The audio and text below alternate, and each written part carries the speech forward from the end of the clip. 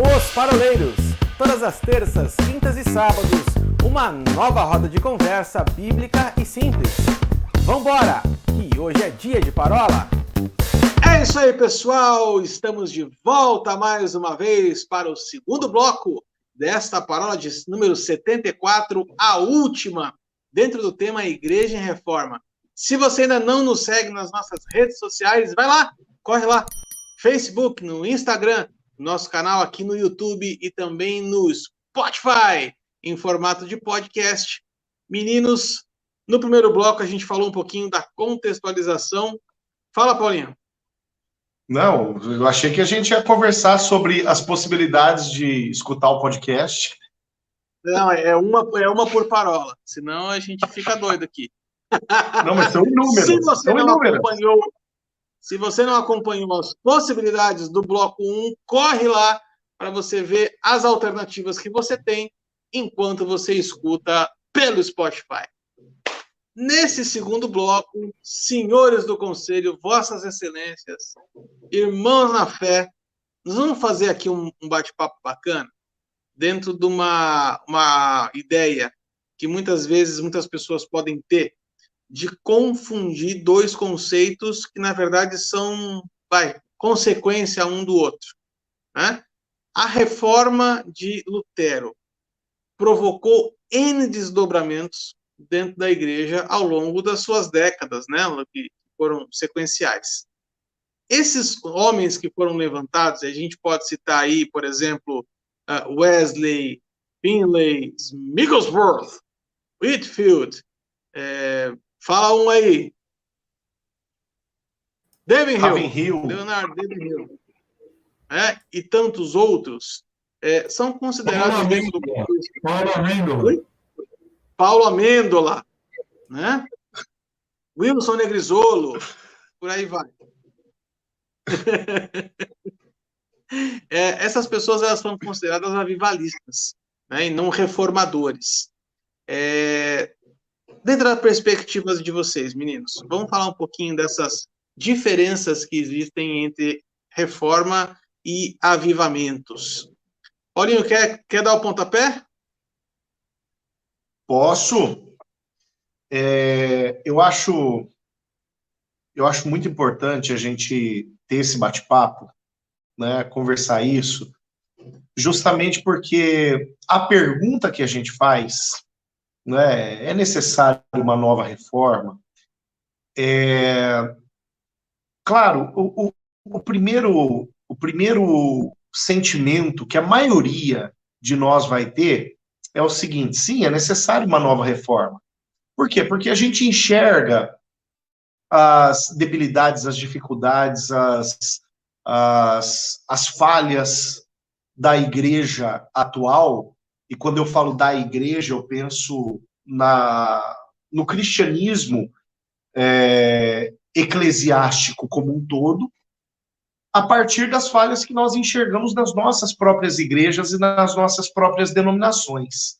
Agora, o contexto no qual a reforma do século XVI acontece, ele é altamente importante, por isso que a gente abriu lá no primeiro bloco falando acerca disso, e a realidade para onde a reforma do século XVI aponta, ela é decisiva para que a gente faça essa distinção, essa diferenciação de reforma e avivamento, né? As teses de Lutero, e vamos dizer que a reforma começa por aí, né? A gente sabe que já existia um momento prévio, anterior às 95 teses de Lutero, mas as teses, elas abrem essa porta para a reforma acontecer. As teses, elas são anteriores às solas, né? Nós começamos na parola, acho que 71, Arthur, falando sobre sola, sobre as teses, na 71 foi? 71, né? Por falar em 71, olha quem apareceu aí. Então, lá na parola 71, a gente começou a falar, vai embora, né? A gente começou a falar sobre as teses, né? E depois vieram as solas. E a ordem é essa mesma. A ordem é essa mesma. Por quê? Porque as teses são institucionais. As teses são críticas à instituição, aos erros que a instituição igreja, como organização, estava cometendo. Posteriormente, Lutero vem com a visão bíblica sobre o assunto. Depois vem a questão dogmática, doutrinária, teológica, através das solas, através dos artigos de religião, que a gente não tocou, mas os 39 artigos que Lutero estabelece, né? A própria tradução da Bíblia para a linguagem do povo, que é, inclusive, uma das perspectivas defendidas por Lutero dentro dos seus 39 artigos. Então, enfim, a ideia da reforma, ela nasce, ou a reforma nasce na ideia da reconstrução estrutural da igreja. Posteriormente vem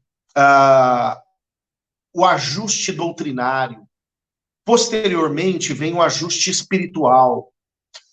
Posteriormente, então, vem os avivamentos de John Wesley no século XVIII, de Finney no século XIX, Ravenhill, Smith Wigglesworth, ainda no século XIX, o próprio século XX, aliás, começo do século XX, 1906, 1914, o avivamento da Rua Azusa, né, nos Estados Unidos, enfim, os avivamentos vêm acontecendo posteriormente. Uma coisa é reforma, outra coisa é avivamento. Por que é importante a gente fazer essa divisão e essa distinção? Porque a reforma ela foi de cunho, ela nasceu de um cunho institucional e ela provocou um avivamento posterior. Os avivamentos depois, eles são pontuais e tópicos, e eles não partem necessariamente do institucional, né? Eles partem do próprio da própria espiritualidade das pessoas. Como nasce o pentecostalismo, por exemplo? Pentecostalismo da escola Bethel, Agnes Osmond, estudando sobre o Espírito Santo, recebe o Espírito Santo e começa a orar em outras línguas. Ela fala, o que é isso que está acontecendo comigo? E ela compartilha com outros colegas, estudantes de teologia, que vão resolver estudar aquilo que estava acontecendo. Igual a ela, vão receber o Espírito Santo e vão manifestar a presença do Espírito da mesma forma, né? Então, a gente classifica isso como uma reforma ou como um avivamento, né? E dá para linkar uma coisa com a outra, como desdobramento. Eu acho que é uma reflexão que vale a pena a gente fazer. Se a gente for um pouco bíblico aqui, Paulinho, acho que é legal a gente dar uma olhada, que para mim um grande reformador foi Paulo. E Paulo, quando ele escreve a Tito, ele fala assim, Tito 2:1, né? Tu, porém, fala o que convém à sã doutrina. Se nós fizermos um paralelo aí, né? Nós já falamos sobre a Catarina, se nós pegarmos aí Lutero, quando ele se levanta, na verdade ele está fazendo uma defesa da própria sã doutrina, porque ele está falando o seguinte, olha, é pela graça, é pela fé, a glória é só a Deus, nós não podemos deixar de colocar Cristo no centro, então nós estamos falando da sã doutrina. Então, quando ele se levanta, a bem na verdade, nós vamos resgatar aí, na verdade, aquilo que Paulo lhe fala para Timóteo, né, que foi exatamente como o Arthur, ele começou essa nossa parola falando, né, que vai chegar o final do tempo onde as pessoas não suportarão a sã doutrina. E Paulo está falando de novo, olha, a respeito da própria sã doutrina. Isso é tão curioso que quando Paulo enfrenta Pedro, diz ele que ele resistiu a Pedro, né, por conta do comportamento dele, ele também está falando o seguinte, olha, você está deturpando a sã doutrina. Então, quando nós estamos falando a respeito de reformadores, nós estamos falando a respeito de pessoas que se levantaram em favor da sã doutrina, ou seja, de pessoas que voltaram àquilo que está escrito em Hebreus, que apesar do autor de Hebreus dizer que, poxa, será que eu tenho que voltar a falar sobre a sã doutrina, sobre a doutrina básica, né? E ali, na verdade, ele está falando, olha, às vezes nós vamos ter que voltar sobre esse ponto. E o reformador, ele vai fazer isso. Então, Lutero, ele volta à base para dizer o seguinte, olha, existe uma necessidade de que a sã doutrina ela seja estabelecida. E se nós olharmos para o dia de hoje, a gente começa a ver, e aí eu me inclino a dizer que, a respeito da pergunta, será que nós precisamos de um avivamento hoje, ou melhor, de uma reforma no dia de hoje? Eu ousaria dizer que sim, né? Como eu comentei com vocês, eu estou lendo um livro de John Bevere, que ele fala algo tremendo, chamado Temor de Deus. E uma das coisas que ele fala, ele abre o livro, ele inaugura o livro falando algo de um congresso que teve aqui no Brasil, e ele entra lá e não sente a presença de Deus, ele começa a questionar sobre o temor de Deus. Então, será que no dia de hoje, quando nós estamos falando a respeito da sã doutrina, será que de fato nós estamos dentro do ambiente que nós estamos congregando, nós estamos seguindo o conselho de Paulo a Tito, né? Falando do que convém à sã doutrina, ou será que nós estamos pregando um outro evangelho, como o próprio Paulo falou, né? Será que nós estamos levando um evangelho onde, como nós já falamos em outra parola aqui, será que nós estamos levando um evangelho onde, de fato, a gente não tem um Cristo centro, onde a glória não é a Deus? Será que nós não estamos fazendo algo que deturpa isso? E aí, sim, eu consigo entender que, a partir do momento que eu tenho uma sã doutrina sendo pregada, invariavelmente eu vou ter um avivamento acontecendo. E aí eu acho que acaba sendo a consequência. Então, eu reformo, e quando eu faço a reforma, da reforma eu tenho um trampolim para o próprio avivamento. E aí é interessante esse livro, que eu recomendo você que está nos ouvindo, que está nos assistindo, é um livro tremendo de John Bevere, que chama O Temor do Senhor, né? E ele fala exatamente sobre isso, ele fala quando Deus ele determina a ordem, quando vem o julgamento de Deus e a glória do Senhor. E ele estabelece que através da glória se manifesta, que através da ordem se manifesta a glória, e através da glória se manifesta o julgamento. Então, quando nós falamos hoje sobre essa questão da reforma, eu acho que ela é muito mais profunda, Paulinho. Não é simplesmente uma divisão entre Estado e religião. Na verdade, o que nós precisamos entender é voltar mesmo à essência da sã doutrina, e ali sim ser estabelecido um propósito onde Deus ele é o centro mesmo. Meninos, quando a gente fala a respeito de avivamentos, né?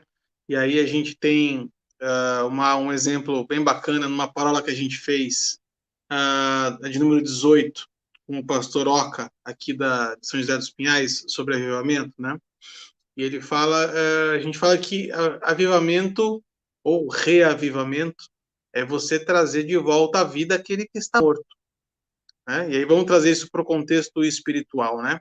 Então, via de regra, se nós vamos pegar esses avivalistas dos séculos aí que o Paulinho citou, nós vamos ver que cada um deles puxa para uma questão ou um aspecto que é importante e que era uma deficiência da igreja naquela época. Então, nós vamos ver Wesley, por exemplo, falando a respeito de santidade bíblica, outros falando a respeito de oração, outros de adoração, e por aí vai. E eu entendo que, de certa forma, isso, gente,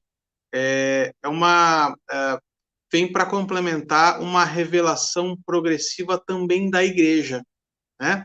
Então, a gente vai ver a igreja numa época se comportando como adoradora, mas eu vejo nos dias de hoje, por exemplo, a igreja sendo caracterizada como a noiva, né? A identidade da noiva. Então, hoje nós estamos vivendo numa época em que o grande discurso, né, que eu vejo, né, a grande palavra de ordem no que diz respeito à identidade da igreja é noiva. E noiva significa, para mim, um lugar de intimidade. Mas olha só que coisa interessante, né? Todos esses avivalistas, eles trouxeram aspectos relacionais com Deus. Então, todos eles, de uma certa forma, trouxeram à baila a necessidade de se relacionar novamente com o Espírito Santo. Seja por meio de oração, seja por meio de intimidade com Deus, seja por meio de disciplinas espirituais, como o jejum, enfim. O que eu vejo o que é diferente em relação à reforma, né? A reforma, como o próprio Ilcinho falou, né, e o apóstolo Paulo vai reforçar isso lá para Timóteo, é a questão da doutrina. E a doutrina, ela é basicamente o quê? Uma religação do homem com a Bíblia, com as Escrituras, com a palavra, né? Então, quando a gente fala de reforma, no meu ponto de vista, não está falando só de um ponto de vista de relacionamento com Deus. Mas reforma, para mim, fala de fundamento. Fundamento é relacionar-se novamente com as Escrituras. Porque é a partir das Escrituras que tudo aquilo já nos foi revelado. Então, quando eu vejo, por exemplo, pessoas perguntarem assim, Senhor, qual é o propósito do Senhor para mim? Né? Eu vejo da seguinte forma, gente, a revelação já está na palavra, basta você ler e obedecer o que está lá. Né? A gente precisa trazer de volta essa consciência de uma religação às Escrituras, né? E trazer de volta no coração do povo, e aí como fez Esdras, né? Olha, vocês precisam novamente ler as Escrituras, vocês precisam voltar às Escrituras. Nós vamos pegar hoje o contexto da igreja, vamos trazer o contexto da igreja hoje, vendiam indulgências, né? Você trocava dinheiro por um lugar no céu. Gente, o que a teologia da prosperidade faz hoje? Se você vai pegar naquela época, vendia-se pedaços da cruz, né, objetos sagrados, tal. O que se faz em muitas igrejas no dia de hoje? Se não a mesma coisa? E aí, será que não estamos voltando às velhas práticas? Né? Será que hoje, em muitos lugares, a gente não vê as mesmas práticas do que a gente via? A gente passou pelos 5 solas, e aí eu quero trazer um lugar para a gente refletir da seguinte forma. Uma nova reforma, ela é necessária a partir do momento que as 5 solas são confrontadas. A partir do momento que a gente começa a escutar por aí que Cristo não é mais suficiente, opa, tem coisa errada. Se a gente começa a escutar por aí que outras literaturas têm o mesmo peso que a Bíblia, opa, tem coisa errada aí. Se a gente começa a escutar por aí que a centralidade no homem está sendo mais falada do que a centralidade em Cristo, opa, tem coisa errada aí. Então, dentro desse ponto de vista, eu acho que a gente poderia até verificar se há necessidade de uma reforma ou não. Porque uma coisa é um papel de um avivalista de falar assim, olha, ressuscita ossos secos. Vocês precisam ter um reavivamento, um fogo novo do Espírito Santo, acender a chama no coração de vocês. Outra coisa é a igreja se distanciar da sã doutrina, se distanciar dos 5 solas. Eu acho que essa é a grande diferença entre reforma e avivamento. O que os avivalistas fizeram foi ressuscitar o fogo no povo. Foi o que o Wesley falava, eu boto fogo em mim e espero o povo vir me ver. Isso é um exemplo clássico de avivamento. Mas a reforma é quando hoje a gente vê pessoas distorcendo a palavra para poder agradar os seus próprios interesses. Foi exatamente aquilo que Paulo falou para Timóteo. Não vão aguentar a doutrina, vão começar a ter coceira no ouvido e procurar pessoas que preguem aquilo que eu quero ouvir, ou aquilo que fazem bem para mim. Opa, se fazem bem para mim, caímos naquela velha discussão de novo. O eu está sendo mais importante do que o nós. O eu está tomando o lugar daquilo que é o corpo. Então, aí eu acho que já distancia totalmente da sã doutrina. Quando a gente coloca o eu como mais importante do que o nós, por exemplo. Eu acho, Arthur, que você tocou num ponto que é chave, né? Tanto a reforma quanto os avivamentos, eles são um chamado à origem, um chamado ao projeto original. Vale a gente distinguir de novo, como a gente abriu esse bloco, vale a gente distinguir de novo. Há uma diferença entre a igreja organização e a igreja orgânica. A reforma, ela teve um pontapé inicial olhando para a organização. Os avivamentos, eles acontecem na e por causa da igreja orgânica. Então, há uma diferença entre esses dois princípios. E sim, se a gente consegue linkar essas duas realidades e pensar avivamentos como desdobramentos naturais de um concerto organizacional, e aqui há uma ordem estabelecida na própria palavra, Deus não trabalha na desordem, né? Deus não trabalha na bagunça. Se há avivamentos como desdobramentos de um concerto organizacional, e esses avivamentos apontam para a igreja orgânica, aí o nosso conceito de uma reforma continuada e que está acontecendo, né, tocando no espiritual e do espiritual migrando para o organizacional, faz sentido. Nesse aspecto, faz sentido. A igreja precisa de uma reforma hoje?